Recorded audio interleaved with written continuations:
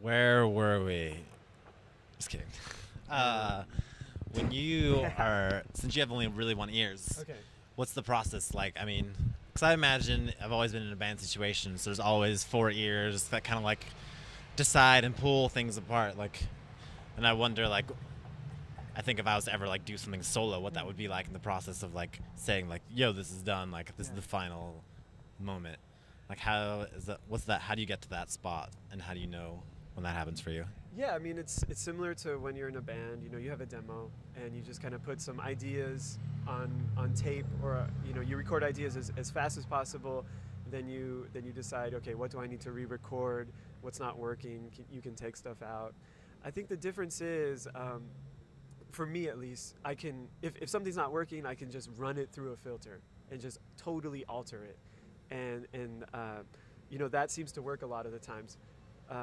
But yeah, I mean, it's because it's just me. The process is a lot quicker.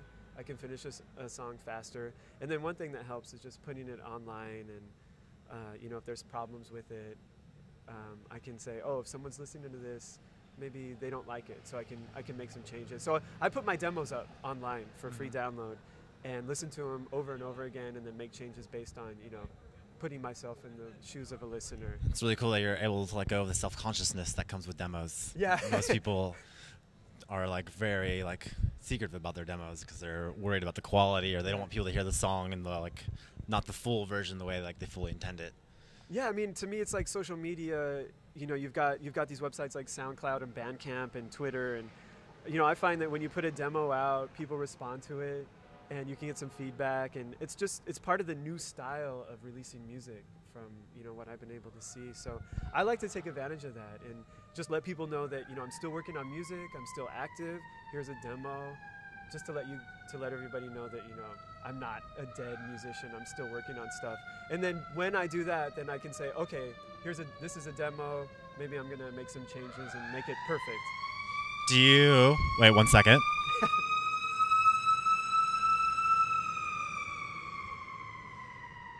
What, and we're clear. This is how we do it in downtown San Jose. Guerrilla style interviews. Back alley. What was I gonna ask you? Something about demos. Oh my gosh. Totally just blanked what it was. It was really good. It was the best question of the night. The answer was yes. Hell yes. It was without a doubt affirmative. Question was, are we soulmates? Can I change my answer to maybe? All right, well, next question then. Now that you've rejected me. Tell me about the things that you're listening to. Actually, no, the question is. Tell me about your sound, because it's kind of pretty unique for San Jose. Has like an ambient vibe, kind of noisy vibe. There's beats, there's singing, guitars. Seems pretty eclectic and kind of unique, especially for what I've seen around in San Jose. Thank you for saying that. I think my sound, it's built up over the years. When I first started making music, I made hip hop. And you can ask Gordon from Worker Bee about that. But I started making hip hop, then I got into kind of electronic trip hop and indie rock. And then I just really discovered like the beauty of guitar. And I started reading all these guitar magazines from like the 80s.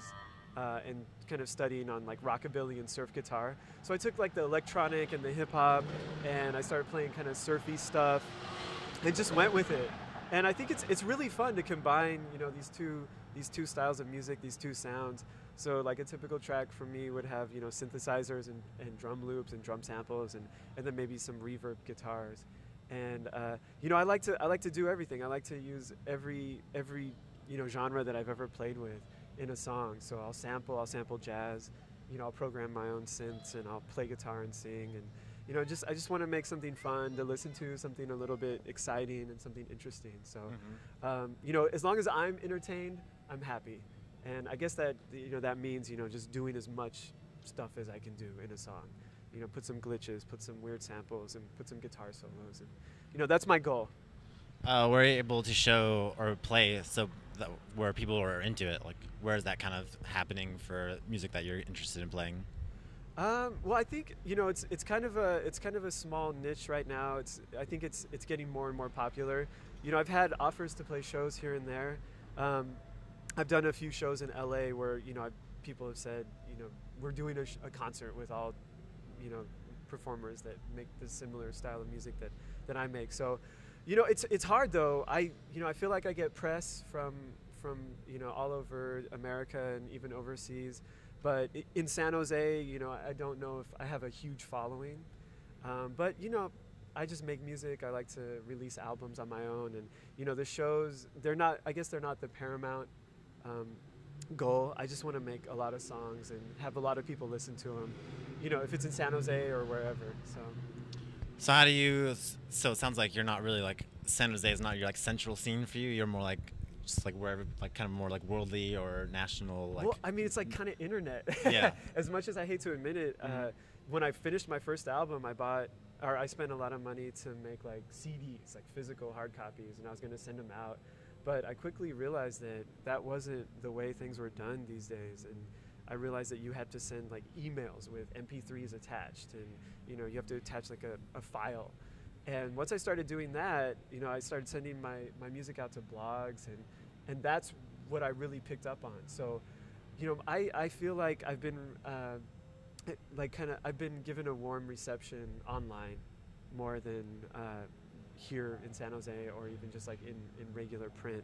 So, that's been a success for me, and I'm just gonna go with that and see what happens. And yeah, so it's kind of a blog. I'm into the blogosphere. Mm-hmm. I'm into the blogosphere right now. How much time do you think you spend trying to promote your project? A lot. I mean, that's something that I never thought I would do. And when I finished my first album last summer, I realized, okay, that the music is finished. I printed up copies. Now I need to promote. And I really decided to learn what I needed to do. And I learned, and I think I did pretty well. It's a whole different thing that you have to do when you're promoting. It's not just recording and writing music, but you have to be a kind of a professional musician manager person. So, I send emails. I send emails with promos. I've written like little one-sheet promos for all my albums. It takes a lot of time. I mean, I spend hours upon hours sending emails to blogs and to press, and I'm doing it all by myself. I don't have a label. I don't have a manager. I don't have anyone like that. I'm doing everything. So after I finish an album, then that's the hat that I put on. I have to do a lot of work to do that. Are you seeking like management or labels or any of that kind of thing, or are you more interested in the success of doing it by yourself and like the satisfaction of like being so DIY? No, I would love to get involved with a management team or a label, but and I've had some offers here and there. But for right now, I'm pretty satisfied with what I've been able to accomplish by myself. It's more than I thought I would ever be able to accomplish. I guess, who are you here at the Left Coast Live to see? Definitely here to see the Good Karma lineup. It's pretty solid. Yeah, and I think that's the group of musicians in San Jose that I feel really close to, and I feel like that's the closest genre to my style, kind of the DIY indie stuff. So Ugly Winter and Family Room and Sour Patch, that was the lineup that I wanted to see. That's really cool. So I assume those kind of like basically local bands that you're also listening to. Yeah, without a doubt. What are the like big, like more national things that you're listening to, or things that are underground that you're checking out? Well, I try to stay up with like new music, and I do okay with that. But I'm really interested in hearing older music. I just love to hear like 60s and 50s rock, and like 50s and 60s and 70s like jazz and psych and stuff like that. So. I know there's great music coming out, but I really like to do my homework and just listen to older music, and I just like to hear the old sounds. I like to hear just really, really old recordings. So you like that old analog recording style? I do, yeah. It's so simple, and it's just beautiful. It's very simplistic and it's minimal, and the sounds, like every sound is just right there in your speaker, so you can hear everything. You can hear the details, and there's not like 20 guitars and 10 tracks of drums. It's just 6 or 7 or 8 tracks, and you get to hear everything. You get to hear the nuances. So. I guess that kind of makes me think about how some people think digital stuff gets abused because they like in music, pop music, or like this question of like, are you really doing it? Yeah. And so like, I don't really know what my question is so much as like you're doing this analog digital thing. Yeah. And so people could be like, are you doing it too much, or like, you really doing it? Do you have any sort of comments about that sort of topic? That's the game I play. That's what I like to challenge the listener to decide. You know, what am I doing? Am I looping my guitar over and over, or I'm playing something live? So for example, like in a typical song, I would play like a guitar riff, and I won't play it for 3 minutes. I'll play the riff and loop it, but maybe at the end I'll play a solo, so it's definitely live and it's not a loop. So that's what I like to do. I like to put the listener on their toes and make them feel like they're listening to like just loops over and over, but then all of a sudden something changes and there's like something a little bit different. So I do like to incorporate, you know, the traditional live stuff and mix it with looping and see if the listener can figure out what's happening. Cool. Man, I think we went through most of my questions really fast. Is there anything that you like would like to talk about, or anything that, you know, you feel people don't ask you about, but that you're really interested in? Like what's missing that people don't talk about? Maybe I always like fantasize about talking about my gear, like the specific gear that I use, but Okay. I don't know if that would be a great topic.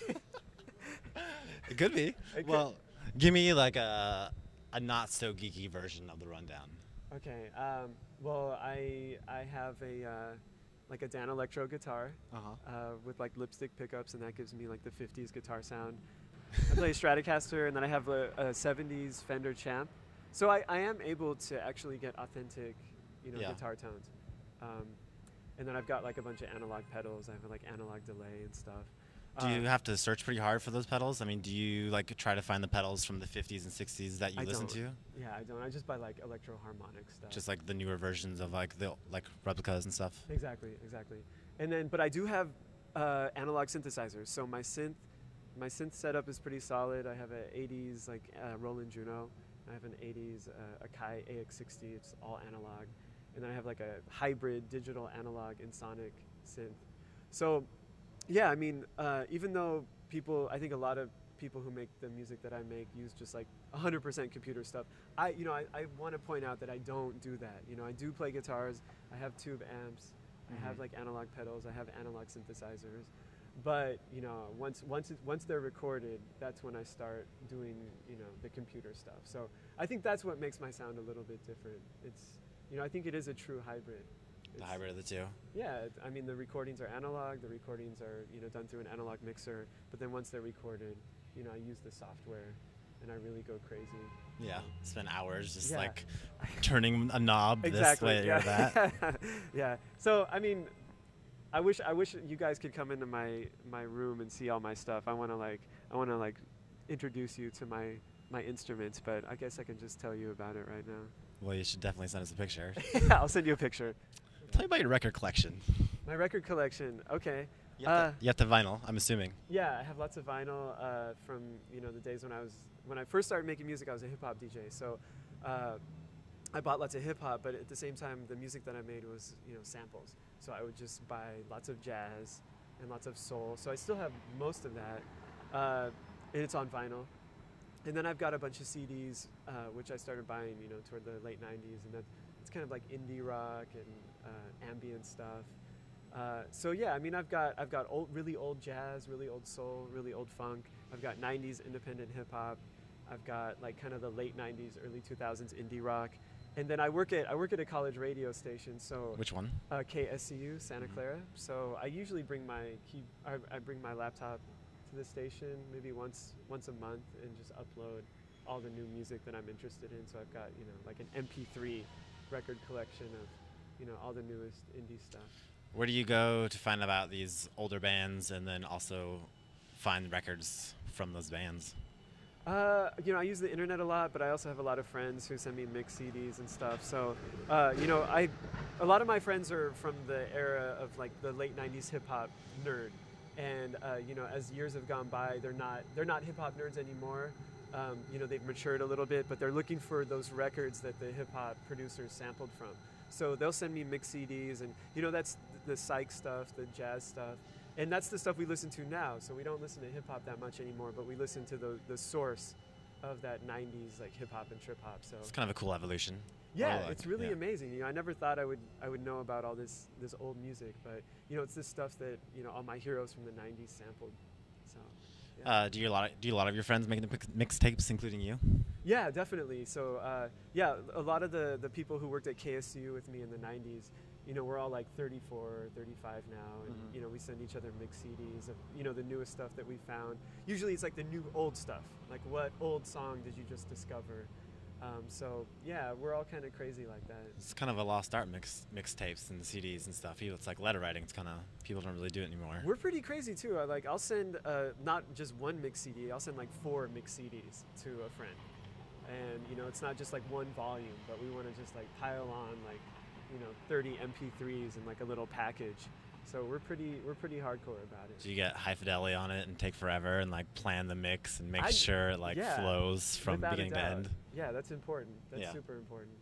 Yeah, I think so. I get pretty high fidelity. I want you to make me a mix CD. Okay, I will. I won't put "Walking on Sunshine." I won't put that on there. Well, that's about all, I think. Oh, well, thank you. Thank you so much for this opportunity. So this is Justin from Seabright. What up, y'all? And thank you. We're in the back alleys of San Jose. Crack alley interviews.